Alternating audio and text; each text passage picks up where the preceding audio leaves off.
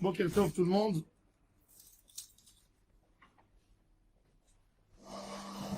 Le Midrash nous raconte qu'il y avait un colporteur qui passait dans les villes, les villages à côté de Tzipori. Et il criait: qui c'est qui veut acheter des cachets pour vivre longtemps, pour avoir une longue vie? Tout le monde s'est approché de lui. Et Rabbi Alexandre lui a dit: t'es sérieux, tu as quelque chose pour nous donner pour vivre? Monte chez moi. Il monte, et il dit: ils sont où les cachets? Il fait sortir de sa poche un petit Tehillim, et il dit, David Amelech dit: Mi haïsh chafetz chaim, oheb yamim lirot tov. Qui c'est qui veut vivre? Netzor leshoncha mera, usfatecha midaber mera. Le Keli Akar, il dit: pourquoi le Midrash avait besoin de nous raconter quel était le métier de cet homme? Un colporteur. Et le Midrash, il détaille qu'est-ce qui se passait, les gens qui venaient. Et ça, c'est un grand chizouk pour nous. La réponse du Kli Yakar. Le Midrash a mentionné le métier de cet homme colporteur. D'ailleurs, le Lashon Hara, en hébreu, dans le langage de la Torah, on l'appelle Lotelech Rachil Be'amecha. Lotelech Rachil Be'amecha. La rechilut, ça ressemble au colporteur. Un colporteur, il entend quelque chose dans ce village, il le raconte dans l'autre village. Changer les infos. C'est un homme qui a introduit dans le Lashon Hara plus que d'autres. Son métier, c'est d'être là toujours pour vendre. Les gens, ils se mettent à côté de lui. Donc, il entend tout le temps les histoires et les choses. Et il est où le client? Tu sais pas ce qui s'est passé?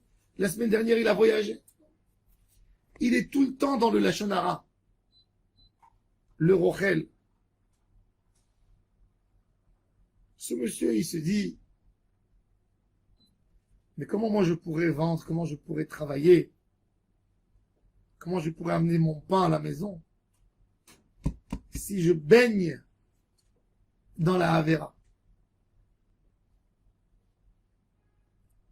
Un homme qui parle de la Lashon Hara ne peut pas concevoir, il ne peut pas s'imaginer comment a l'air une vie sans parler du Lashon Hara. Si on fait le compte, un homme en moyenne, il rentre le matin au travail, il rencontre son collègue, ses collègues. Comment ça va un tel? Comment ça va tel? Ah, tu sais pas ce qui s'est passé avec l'autre? Je vais te raconter. Et des fois, en une journée, un homme peut parler 30, 40 Lashon Hara. C'est terrible. Et des fois, c'est plus.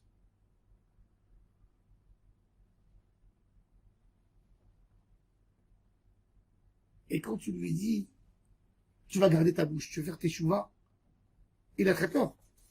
Il dit: je ne vais plus parler. Vaut mieux devenir muet. Comment tu veux que je rentre dans une histoire comme ça, de ne pas pouvoir parler d'Hachem?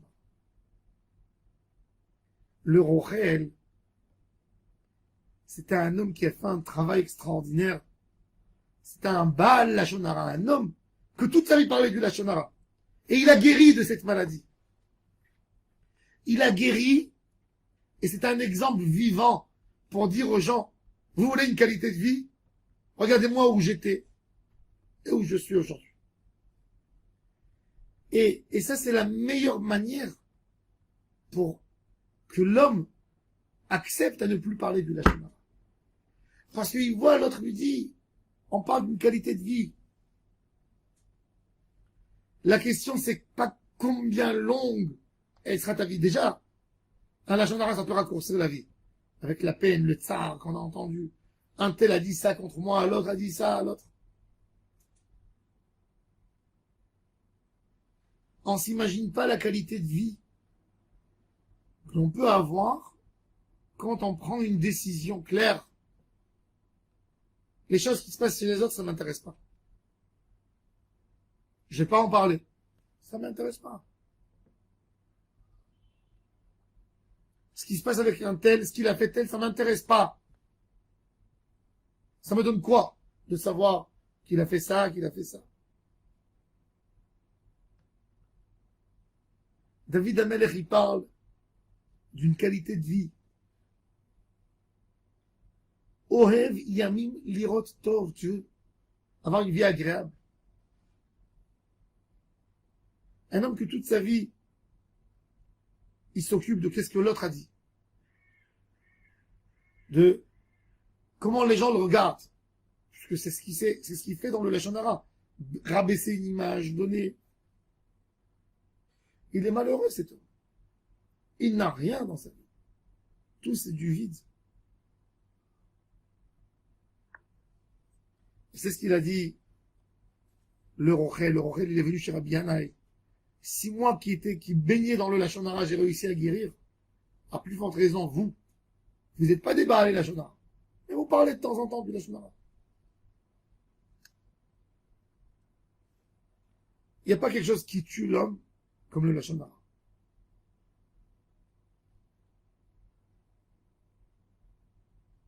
Regardez, je dis pour nous, pour l'exemple.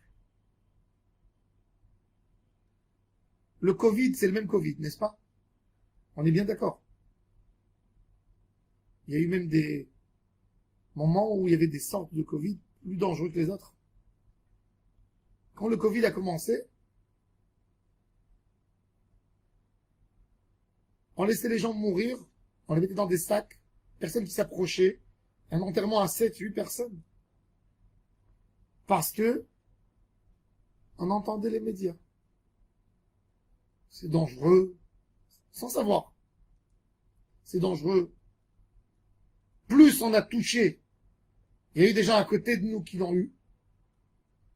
On a dit, c'est pas si grave comme quand j'ai dit, voilà, il est là, il mange, il boit, il sort, il parle, bon, il est fiévreux, oui. Il y a des gens qui sont morts, oui.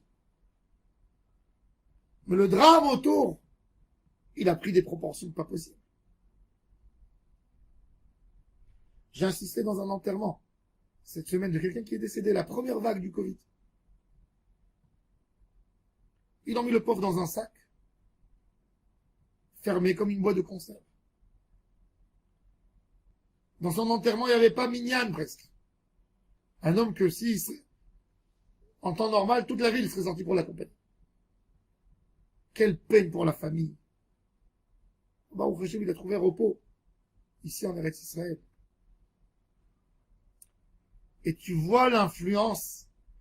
On a vu comment une parole, comment une machine de radio et de médias, elle marche à un point de prendre l'humanité entière et de l'enfermer chez elle à la maison 2 ans.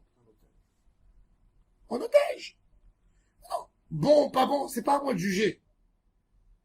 Est-ce que ça a justifié de fermer le monde? Justement, on ne savait pas, d'accord. Quand tu ne sais pas, qu'est-ce que tu fais?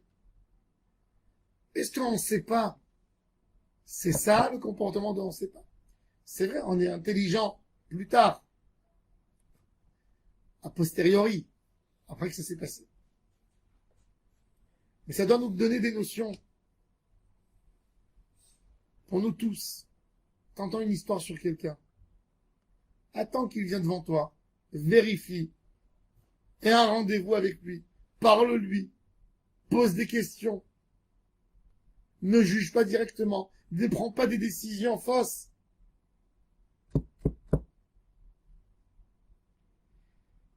Quand quelqu'un il prend une décision, quand quelqu'un il est alimenté de quelque chose, et il fait une conclusion tout de suite, il coupe,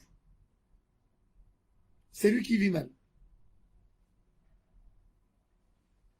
Le colporteur, il parlait chez Rabbi Alexandrie et Rabbi Yanaï, et il leur expliquait où elle était sa vie avant et où elle est sa vie aujourd'hui. Quand on rencontre quelqu'un qui a fait un bon régime, qui a bien maigri, qui s'est bien soigné, et il vous raconte où il était avant, il vous dit, regardez de quoi j'ai souffert. Et regarde aujourd'hui. Ça convainc quelqu'un à adopter un meilleur chemin. Le Midrash veut nous dire qu'un homme, tout homme, peut réparer le Inyan du Lachon Hara. Même s'il a parlé 70 ans de sa vie. Il n'y a pas, je continue ma vie comme elle était. Quelqu'un qui a fumé 40 ans, il a des problèmes de poumon, alors il va dire, je continue parce que ça y est, c'est fini de toute façon. Non, c'est un idiot. Vis 10 ans bien. Arrête de polluer ton corps.